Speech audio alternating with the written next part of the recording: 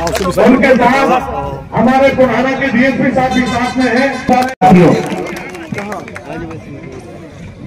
बहुत शुक्रिया जनाब मुमताज साहब। इसके बाद इस कार्यक्रम को आगे बढ़ाते हुए हमारे बीच में हरियाणा गौ सेवा आयोग के सदस्य और हमारे बड़े भाई जनाब पंचायत खोरीसा चोखा डॉक्टर हाजी अब्दुल रहमान साहब और जो वरिष्ठ साथी हैं वाइस चेयरमैन साहब,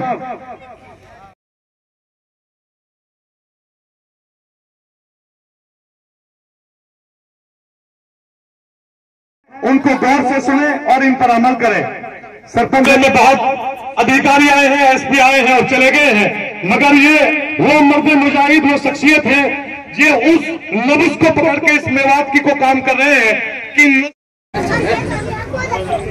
इस इलाके में जब नशा मुक्ति की बात चंद लोगों से मैं कह रहा था और कर रहा था, तो मेरे सामने कई विचार थे कि किस गांव में हम नशा मुक्ति की शुरुआत है जो पिनगुआ ब्लॉक में करें और पूरे ब्लॉक को आग्रह भी करें उस नशा मुक्ति अभियान का के साथ जोड़ें भी, उनका सहयोग भी प्राप्त करें और एरिया को नशा मुक्त करें। तो इस सिलसिलेवार जब मैंने कुछ नामों के गांव के नामों पे गौर किया तो मुझे शाह चोखा का नाम बहुत जचा। उसका कारण था कि गांव के नाम में ही शाह बादशाह और चोखा शानदार। भाई जो गांव बादशाहों का गांव है और शानदार गांव है, क्यों ना ऐसे गांव से ही एक बड़ी मुहिम है हम अपने इलाके की शुरू की जाए। तो इसके लिए गांव के तमाम लोग तालियों के हकदार हैं, तो तालियां बजाए गांव के लिए भी।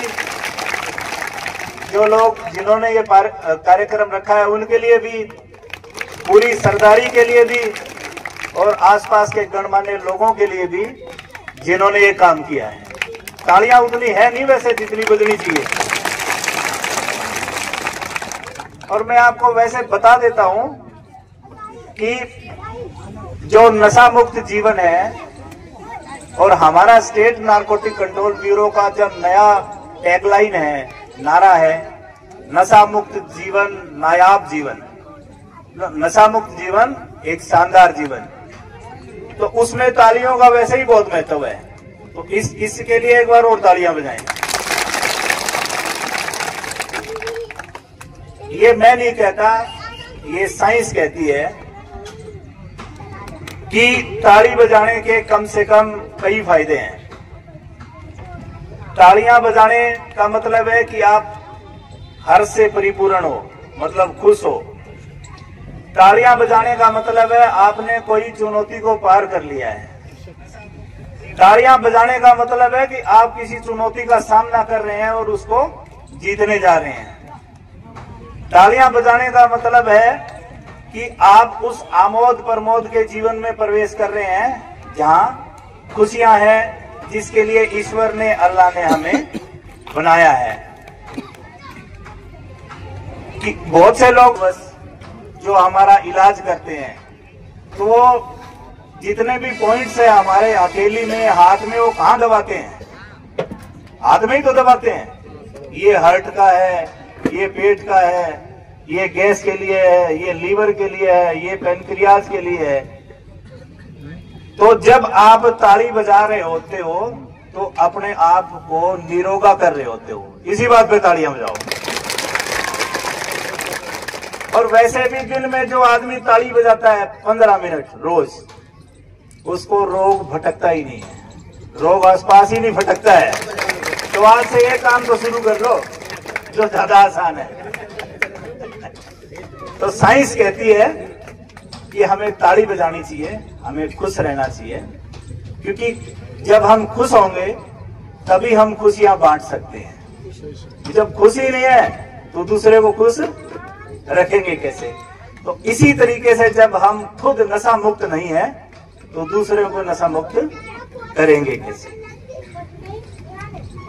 विचित्र बात है कि आप लाभ शब्द जो पढ़ते हैं हम, लाभ है, उसको उल्टा पढ़ें तो उसका भला है। अगर दया को हम उल्टा पढ़ें तो याद है। अगर हम किसी का भला कर रहे होते हैं तो ईश्वर और अल्लाह की उस पर इतनी कृपा रहती है कि वो लाभान्वित हो रहा होता है। और आप जब किसी पे दया करते हो तो आप कहीं ना कहीं याद किए जा रहे हो। इसी तरीके से नशा शब्द भी अगर उसे उल्टा पढ़ो तो वो शान है। तो जो नशे के विरुद्ध है वो आपके इलाके की शान है, वो आपके इलाके की जान है। और तमाम जितने लोग यहाँ उपस्थित हैं वो इस बात के लिए और इस शान के प्रतीक भी बनेंगे और इसके लिए तालियों के भी हकदार हैं। तो एक बार तालियां हो।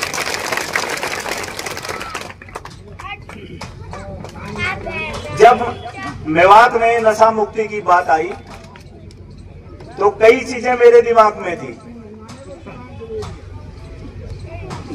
क्योंकि मैं खुद एक ग्रामीण परिवेश से निकला हुआ ऑफिसर हूं। मुझे हर गांव के हालात से वाकिफ हूं और बाई चांस मेरे फादर भी 15 साल सरपंच रहे गांव के।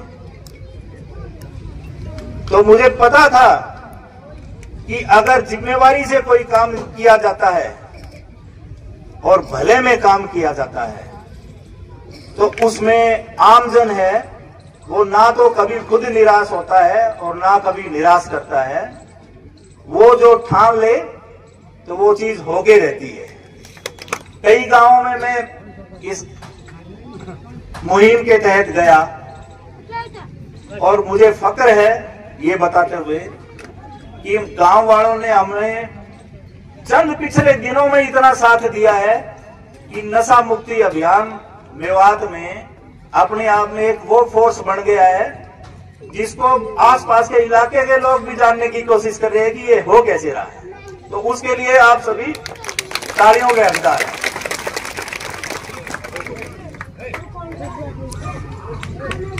नशा मुक्ति के बारे में बहुत सी बात जो मेरे से पहले वक्ता आए उन्होंने की और बताया कि नशा कैसे समाज के लिए कलंक है, कैसे ये नाश का कारण है। पर बहुत सी चीजें ना हम जान रहे होते हैं पर उस पे अमल नहीं करते हैं। जैसे मैं कहूं कि हम सभी जानते हैं कि नशा करेंगे तो हमारी जान जा सकती है, जानते हैं कि नहीं? फिर भी ये जान के भी हम नशा करते हैं। और हम ये भी जानते हैं कि सफलता करने से, परिश्रम करने से सफलता मिलती है। ये जानते हुए भी कि परिश्रम करने से सफलता मिलती है, हम परिश्रम नहीं करते या कम करते हैं। तो इसी तरीके से ये नशे का अभियान और नशे के खिलाफ अभियान है जिसको सफल बनाने के लिए हमें परिश्रम करना ही पड़ेगा। नहीं होगा बल्कि वो दो तरफा होगा। उसमें समाज के लिए भी उतना ही अहम रोल है जितना कि पुलिस का है। और हम सब जानते हैं कि जब एक और एक मिल जाए तो वो 2 नहीं 11 हो जाते हैं।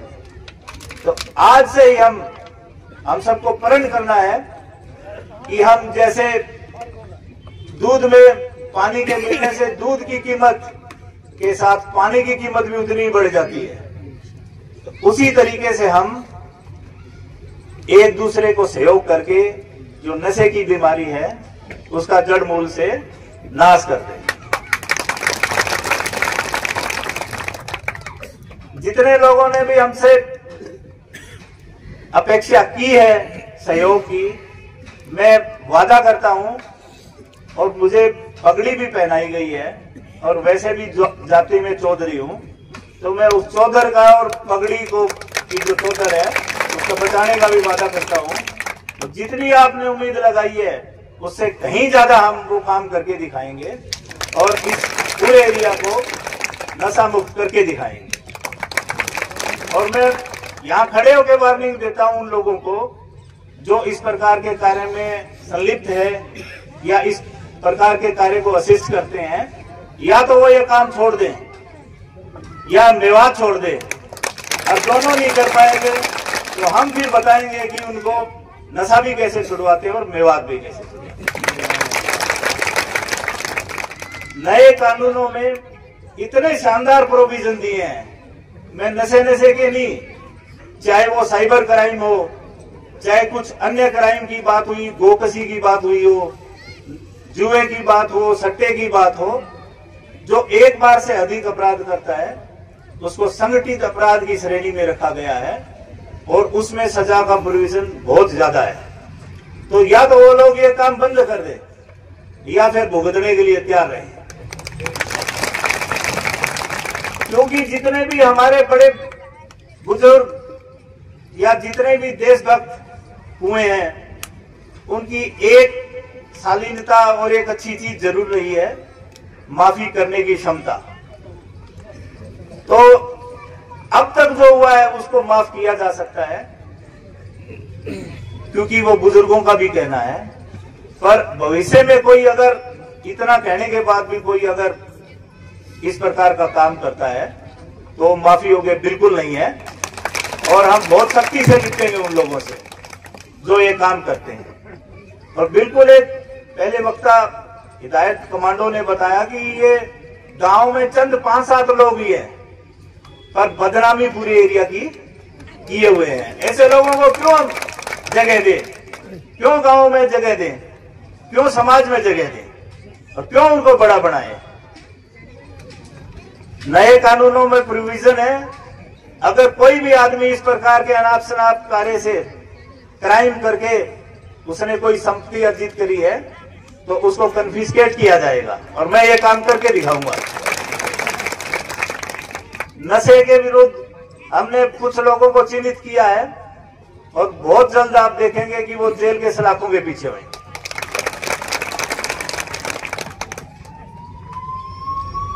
कोई भी मूवमेंट है अगर वो जनता का मूवमेंट बन जाए तो उसको कोई भी व्यक्ति, कोई भी ग्रुप, कोई भी समुदाय और कोई भी पॉपुलेशन रोक नहीं सकती है।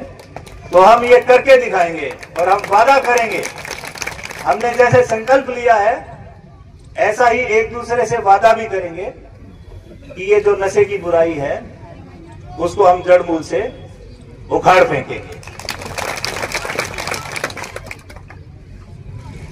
ईश्वर ने हमें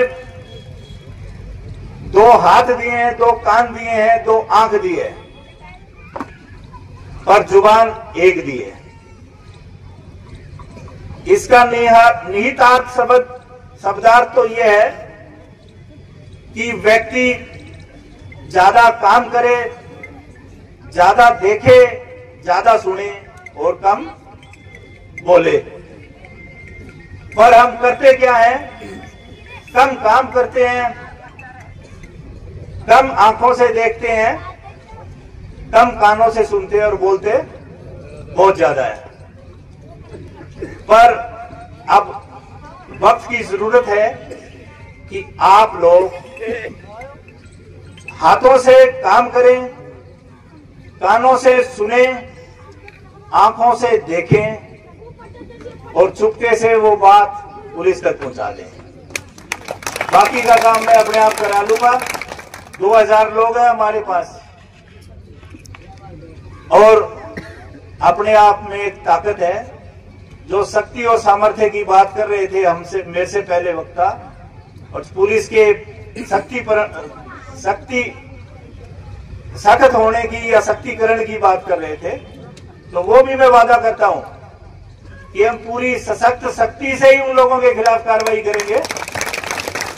और देखना आप लोगों का सहयोग रहा तो वो लोग यहाँ इस इलाकों को छोड़ के बहुत जल्दी जाने वाले हैं। और उनको बता देना कि ये काम शुरू हो गया है। या तो वो अपना चरित्र सुधार ले या फिर ये गलत काम है वो बंद कर दे। जब एक वकील साहब ने बताया कि मैन इज सोशल एनिमल, और फिर उन्होंने कहा कि उसमें से अगर सोशल काट दें तो वो सिर्फ एनिमल रह जाता है। मैं आपको एक छोटी सी कहानी सुनाता हूं, फिर उसको जज करने की कोशिश करना कि ऐसा नहीं है, इंसान समझदार हुआ है, जानवर भी समझदार हो गए हैं। कोई छोटा बच्चा यहां स्टेज पे आके या नीचे से आपने एक टोपी बेचने वाले और बंदरों की कहानी सुनी होगी, सुनाएगा कोई यहां के? यह सुनी नहीं है?